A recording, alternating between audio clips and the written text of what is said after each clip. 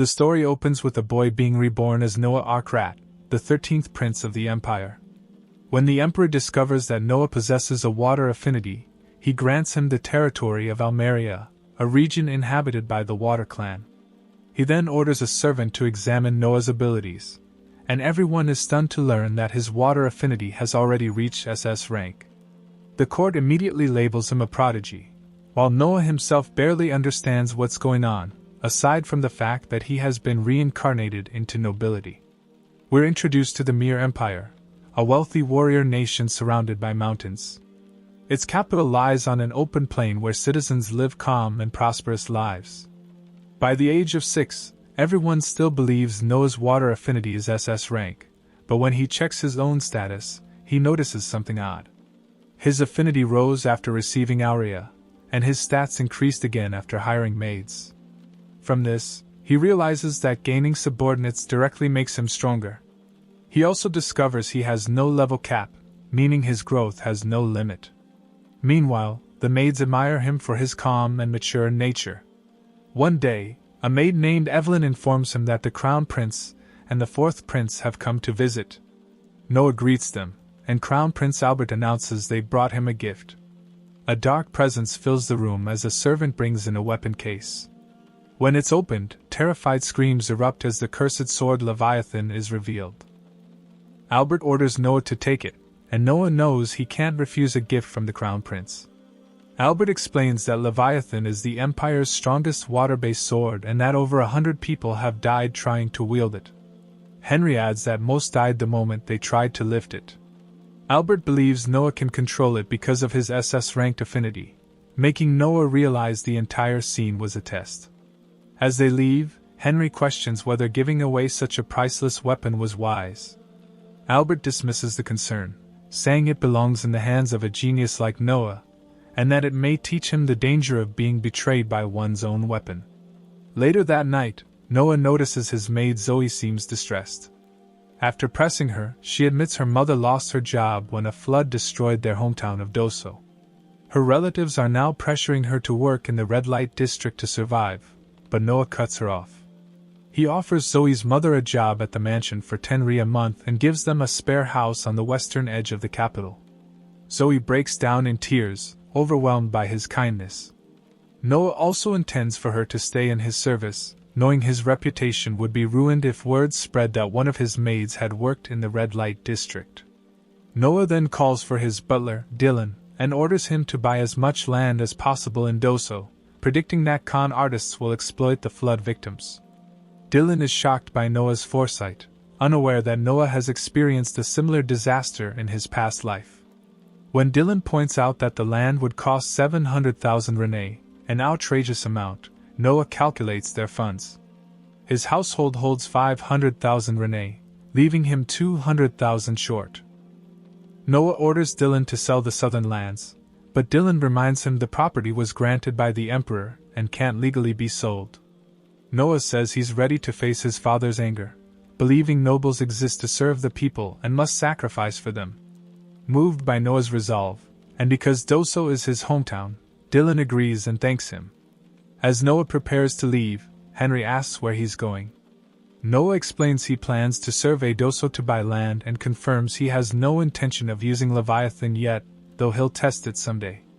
Henry then reveals that Leviathan has a will of its own and only serves someone it acknowledges as master. Noah realizes he must earn its approval, but Henry warns that trying could be fatal. In Doso, Noah learns many residents lost their land deeds in the flood.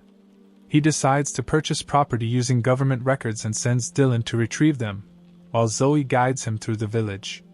They soon encounter relief workers distributing poor-quality food. When Noah questions it, a man scoffs that beggars should be grateful.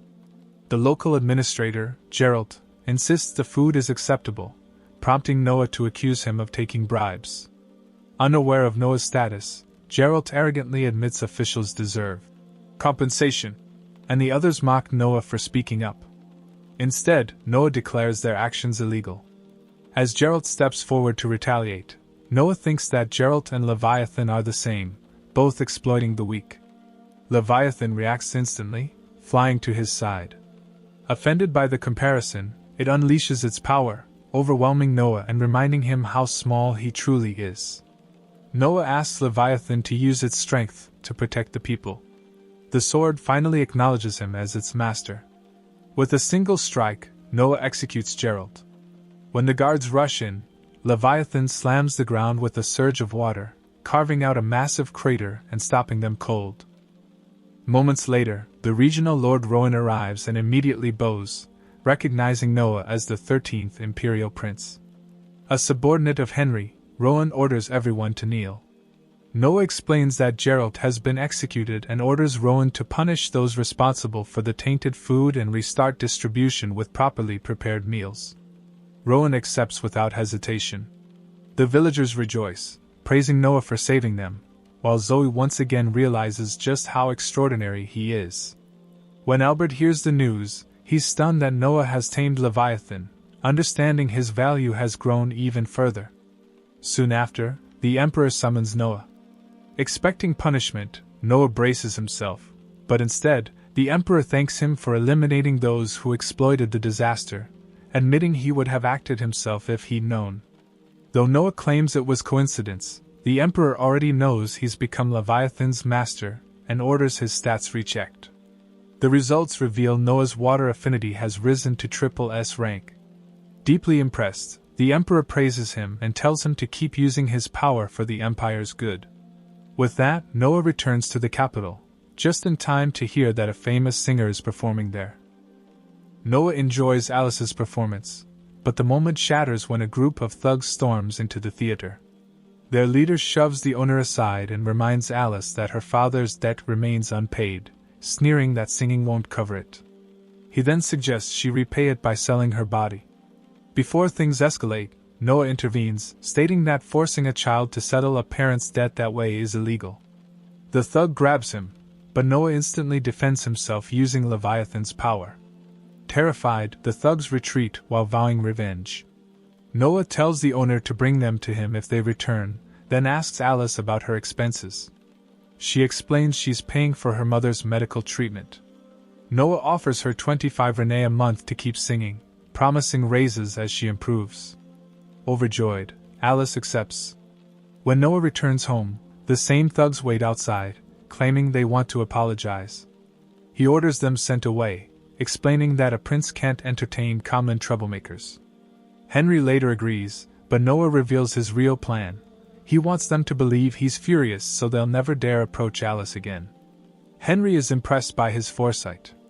Their conversation shifts to Leviathan, and Noah reveals the sword taught him how to alter its size, allowing him to hide it in his sleeve.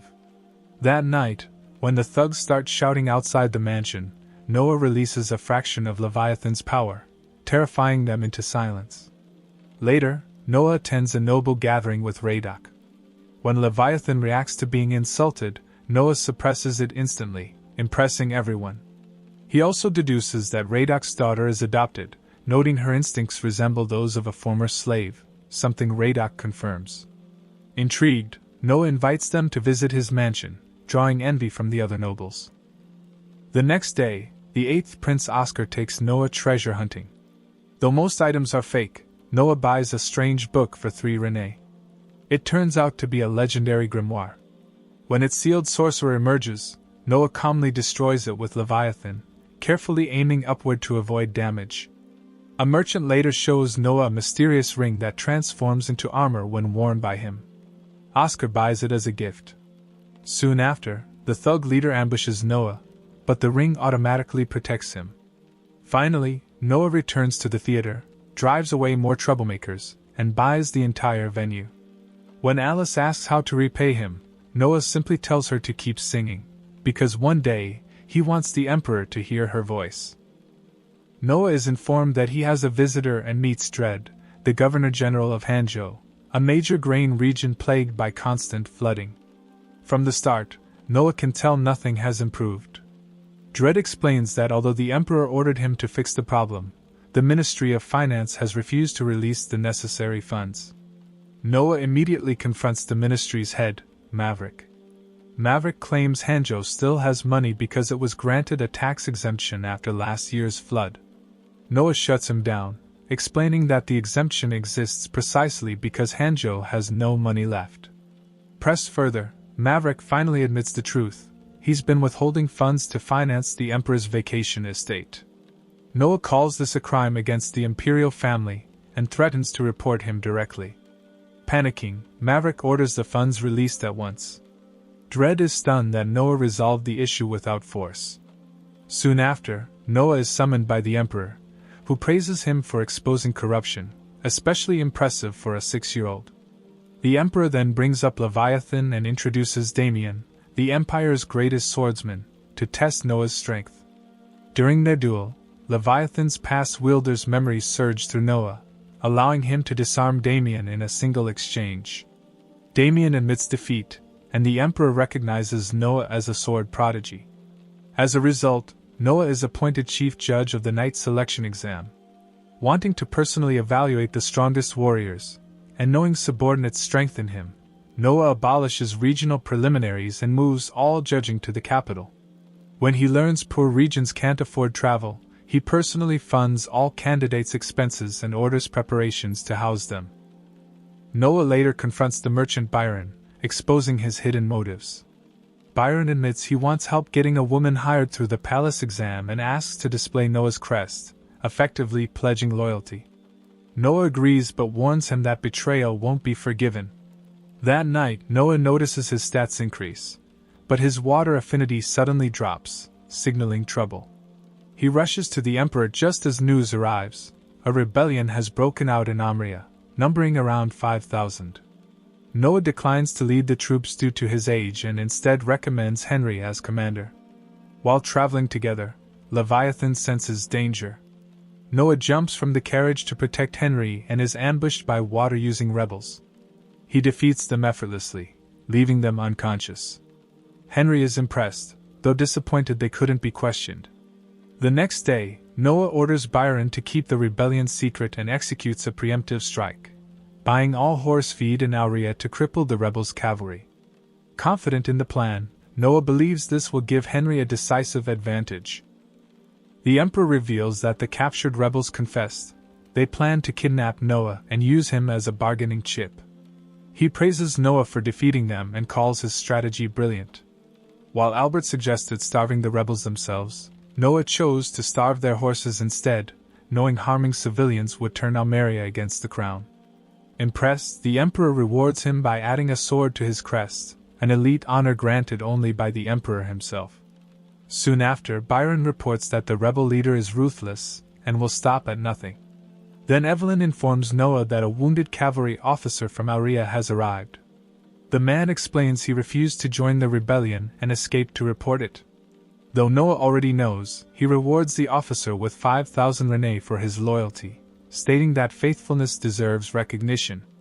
Moments later, Zoe appears pale and reveals the rebels gave her a ring laced with a sleeping drug, ordering her to poison Noah. They threatened to kill her if she refused. After confirming her loyalty, Noah secretly instructs her to follow through with the plan, but flee immediately afterward. He rewards her as well. Noah later awakens in a carriage, kidnapped exactly as intended. Using his ring, he breaks free, summons Leviathan, and confirms Zoe escaped safely. Pretending the ropes were poorly tied, the rebels underestimate him. He cuts them down with ease. When Zoe returns with knights, having panicked and called for help, they find the rebels already defeated. Among the fallen, Noah senses a cursed sword filled with the rebel leader's hatred. Using Leviathan, he traces its energy and fires a strike across the sky, killing the leader instantly. With their commander gone, the Almeria rebels fall into chaos and are swiftly crushed by Henry's forces. At court, the Emperor initially orders a brutal execution for the captured rebels. Noah objects, insisting punishment must follow the law. If the Emperor breaks it, his authority will weaken. Realizing his error, the Emperor agrees and orders the lawful sentence instead, praising Noah for correcting him. To honor his wisdom, the Emperor grants Noah the title Wise Prince, declaring that while all his children may advise him, it takes true talent to correct him properly. Attention then turns to the upcoming Knight Selection Exam. Noah proposes a bold method: candidates will attack him directly, and he'll judge them based on how close they come to breaking through his defenses. Though risky, the Emperor approves. Finally, believing Noah can handle it, the Emperor orders Leviathan's true seal to be brought forth, despite ancient warnings that it must never be broken. The Knight Selection Exam begins, the Empire's largest annual event in a nation where military strength defines status. For the first time in history, a prince serves as head judge, drawing massive crowds eager to witness Noah. One candidate attacks with full force, but Noah's ring effortlessly blocks the strike and shatters the man's sword. The crowd quickly realizes no one can touch him. Fire magic, brute strength, nothing works.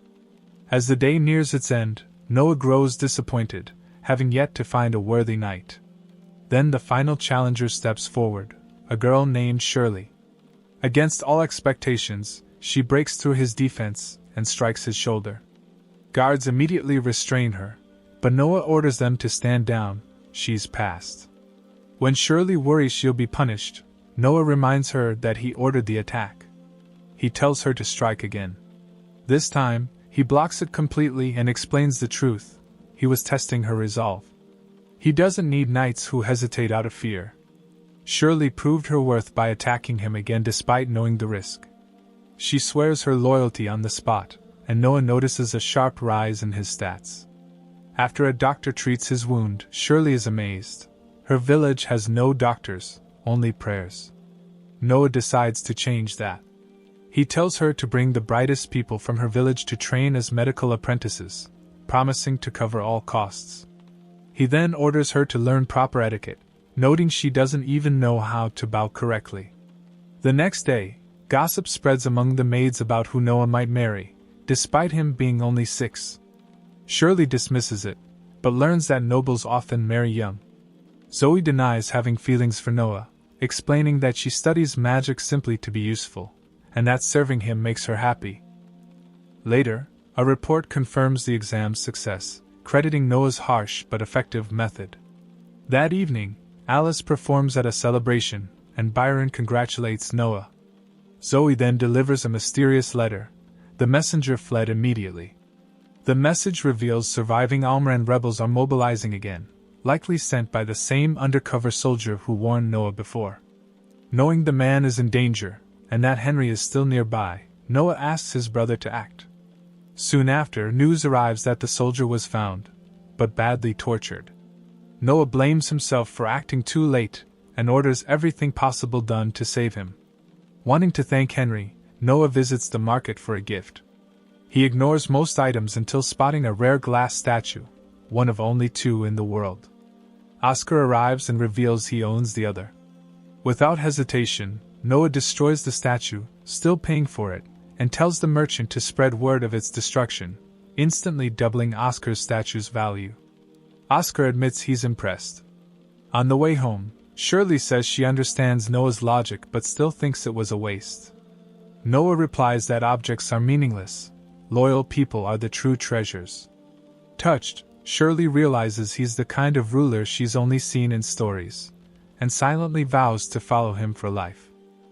6 years later, Noah is now 12. A new maid, Gigi, is shocked to see a constant line of nobles bringing him gifts. Noah sighs that it's become time-consuming, but Evelyn manages the flood of offerings efficiently. Now stationed at the Ministry of Military Affairs under Henry, Noah learns of a southern rebellion. The Emperor wants overwhelming force displayed. Henry proposes sending his knight, Ree, to lead. Noah agrees Ree has a strong record, but suddenly asks how many soldiers he truly commands. Ree panics. Noah explains that generals often inflate troop numbers to secure extra funding. While that's usually tolerated as a deterrent, this mission requires real strength. Pressed, Ree admits he has only 2,000 men. Noah provides funds to properly supply them, allowing Ree to keep the surplus, but warns that failure won't be forgiven. Henry is impressed by Noah's balance of discipline and pragmatism. Though powerful, Noah is still technically level 1. Princes rarely fight due to epidemics. In truth, many were poisoned in power struggles.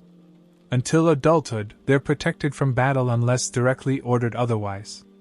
On the road, A slave girl begs for help as traffickers chase her. Noah demands documentation, reminding them illegal slave trading is a crime. When they mock him, he swiftly defeats them. A man claiming to represent the first prince, Gilbert, appears and urges Noah to ignore it. Suspecting a lie, Noah knocks him out and sends all of them to Gilbert's estate, publicly framing them as impostors to protect the prince's name, while ensuring the crime doesn't appear tolerated.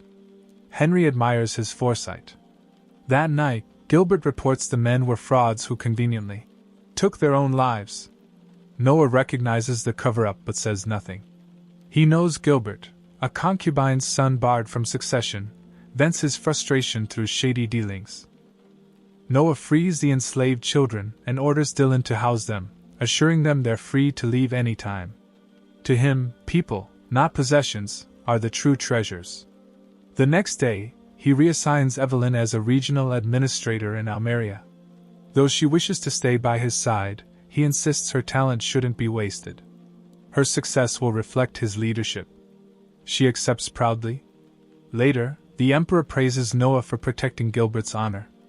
During a light-hearted exchange, Noah corrects the prime minister on a legal technicality regarding assault against a disguised emperor, stunning the court. Instead of offense, the emperor laughs. It was a test. Declaring that few can uphold the law so strictly, the emperor appoints 12-year-old Noah as the new minister of justice. And that's where this video comes to an end. If you enjoyed it, don't forget to like and subscribe. Thanks for watching, and I'll see you in the next one.